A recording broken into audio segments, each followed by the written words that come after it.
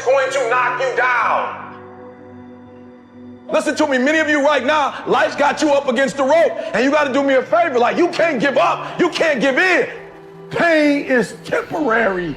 Pain is your friend. Pain is going to take you to the next level. When you going through pain, I know what you feeling. I know exactly, because I've been there. I've done that. But you got to work through it. And the reason why most of you are not successful is because every single time stuff not going your way, you give up, you quit, you let go, and people feel weakness. They feel it.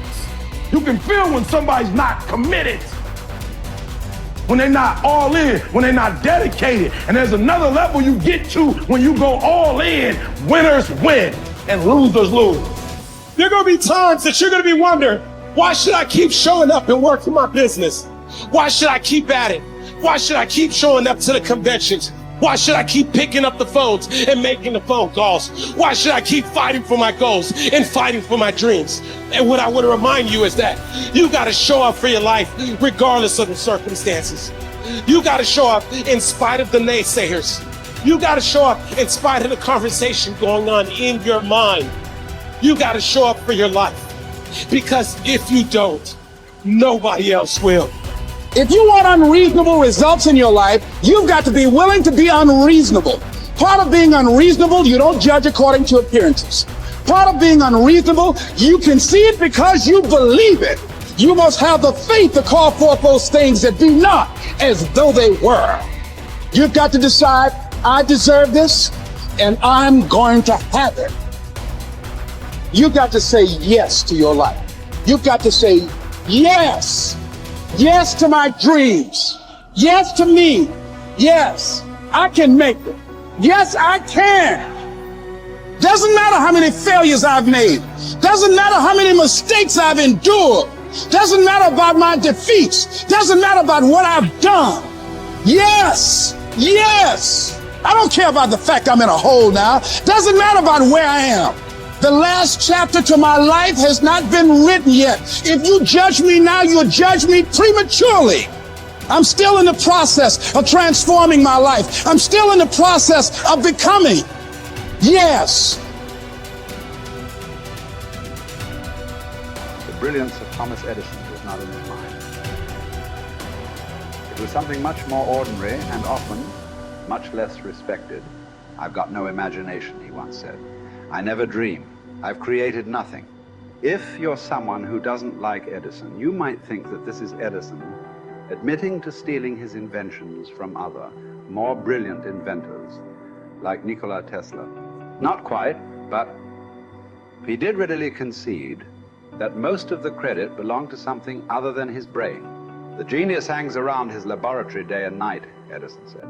If anything happens, he's there to catch it. If he wasn't, it might happen just the same. Only it would never be his. What he's talking about is showing up. The incredible, underrated power of clocking in every day, putting your ass in the seat, and the luck this seems to inevitably produce. Edison lived in his laboratory and never missed a day. Like Gehrig, even when he was sick, when he was tired, or when visited by tragedy or disaster. The modern conveniences we can trace to his lab then owe far more to his body than his brain, to the compounding power of consistency rather than sheer brilliance. It wasn't about inspiration. It was about getting to work, show up and try. Get on the treadmill, pick up the violin, script out some sequences, reach out to some clients, read some reports, lift a couple weights, jog 1 mile, cross one thing off the to-do list, chase down a lead. It doesn't matter what it is. All aspects of our life benefit from this circumscribed kind of business. Just as long as you do something every day, that is the important thing. Show up. When you're tired, when you don't have to, even if you have an excuse, even if you're busy, even if you won't get recognized for it, even if it's been kicking your ass lately, once something is done, you can build on it. Once you get started, momentum can grow. When you show up, you can get lucky. Is this still hard? Yes. But the good news is that because it's hard, most people don't do it. They don't show up. They can't even do one tiny thing a day. So yes, you're alone out there on the track in the rain. You're the only one responding on Christmas. But having the lead is, by definition, a little lonely. This is also why it's quiet in the morning. You have the opportunities all to yourself. Don't worry about setting any records. Just report for duty. No excuses. And here's the irony.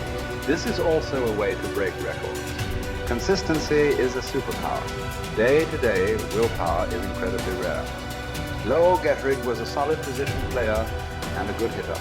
But his success really was rooted in the fact that he didn't miss many days of work. It's quite likely that had he continued at his normal pace and not been stricken with R's, that he would have put up career numbers that surpassed Babe Ruth. Gettrig wasn't just able to show up despite injuries and fatigue. He also had to push through ennui, doubt, and just plain not feeling it. He had slumps like we all do, but he also understood what they meant. As a minor leaguer, he had struggled at the plate and thought about quitting. The Yankees' owner sent down a scout to walk Gehrig through the very basic math of a batting average.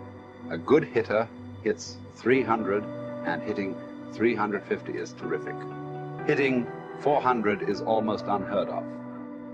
What does that translate to? Missing on 6 tries out of 10. A hitter can also go days, weeks without touching the ball. That's what the scout told him. The most important thing a young ball player can learn is that he can't be good every day. You don't have to always be amazing. You do always have to show up. What matters is sticking around for the next at-bat.